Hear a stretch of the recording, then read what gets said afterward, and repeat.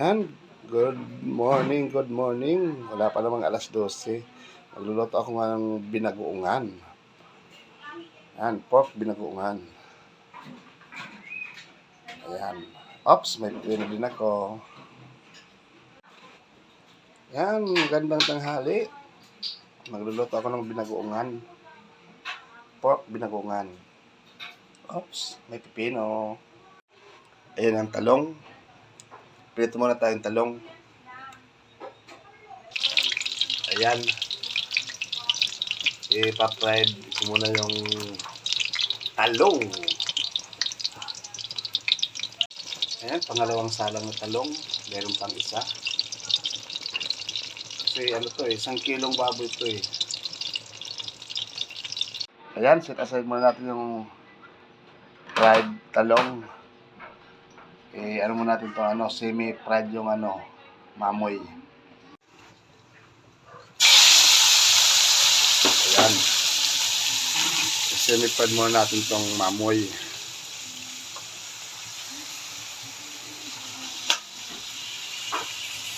Malambot pa naman to. Baby pa raw to sabi ng tindera.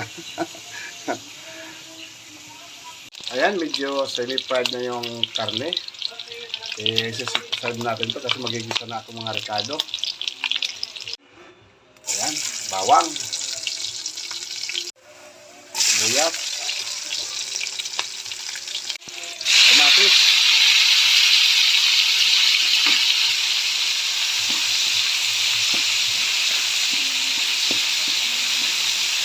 Ilagay natin yung alamang.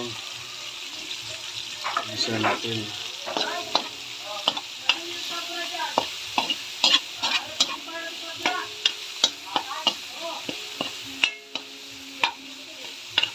Ayan alamang pa lang, ulam na. Ilagay natin yung karne. Yan. Nagka-sit-aside lang kanina.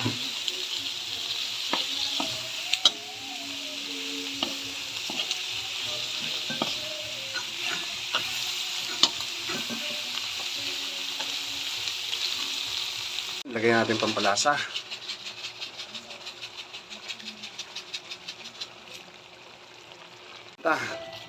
Dalawang lang. Yan, ng plastic. Lagyan natin ng sugar, 1 kutsarita. Para balance yung lasa. Ayan na, mga kauragon. Lagyan natin yung talong. Ay, sarap naman ito. Ayan, lagyan natin talong tsaka sili. Lagyan natin ito. Wow naman. Talaga naman, pag di nasira ang diet nito, mga kauragon. Binagoongan, mamoy. Ano ba yan? At yan ito naman niluto ko. Sigurado, sira na naman. Ayan mga kauragon, luto na po ang aking binagoongan. Pork, yan. Diba? Sige mapaparami na mga ng kanin. Thank you for watching.